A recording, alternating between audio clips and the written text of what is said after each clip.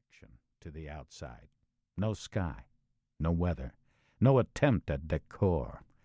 It was all raw concrete, already rubbed greasy where sleeves and shoulders had touched it, still pale and dusty where they hadn't.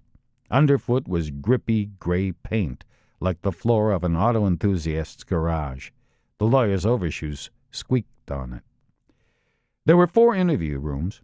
Each was a windowless concrete cube, divided exactly in half by a wall-to-wall desk-height counter with safety glass above.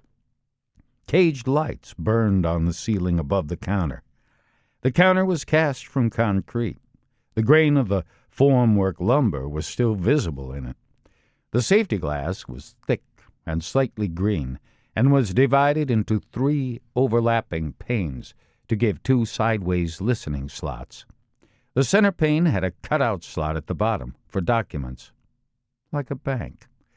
Each half of the room had its own chair and its own door, perfectly symmetrical. The lawyers entered one way, and the inmates entered the other. Later, they left the same way they had come, each to a different destination. The guard opened the door from the corridor and stepped a yard into the room for a visual check that all was as it should be. Then he stood aside and let the lawyer enter. The lawyer stepped in and waited until the guard closed the door behind him and left him alone. Then he sat down and checked his watch. He was 8 minutes late. He had driven slow because of the weather. Normally, he would have regarded it as a failure to be late for an appointment, unprofessional and disrespectful. But prison visits were different. Time meant nothing to prisoners. Another 8 minutes later, the other door opened in the wall behind the glass. A different guard stepped in and checked, and then stepped back out, and a prisoner shuffled in, the lawyer's client. He was white and enormously overweight, marbled with fat, and completely hairless. He was dressed in an orange jumpsuit. He had wrist and waist and ankle chains that looked as delicate as jewelry.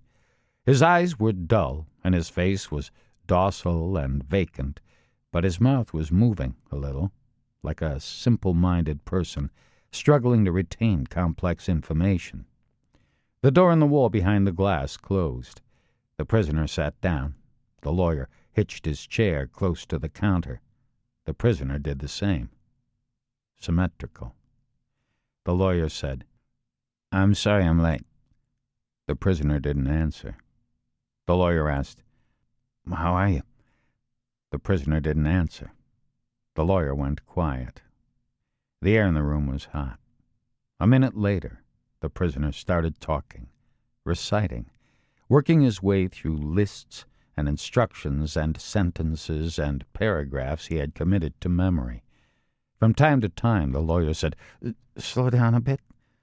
And on each occasion, the guy paused and waited, and then started up again at the head of the previous sentence, with no change in his pace and no alteration to his sing-song delivery. It was as if he had no other way of communicating. The lawyer had what he considered to be a pretty good memory, especially for detail, like most lawyers, and he was paying a lot of attention, because to concentrate on the process of remembering distracted him from the actual content of the instructions he was getting. But even so, some small corner of his mind had counted 14 separate criminal proposals before the prisoner finally finished up and sat back. The lawyer said nothing. The prisoner said, "Got all that?"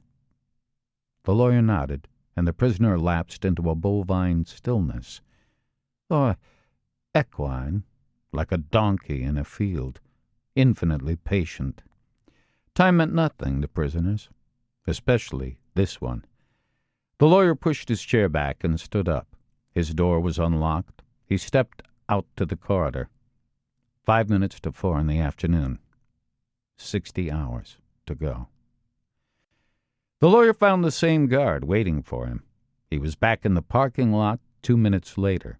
He was fully dressed again, and his stuff was back in his pockets, all reassuringly weighty and present and normal.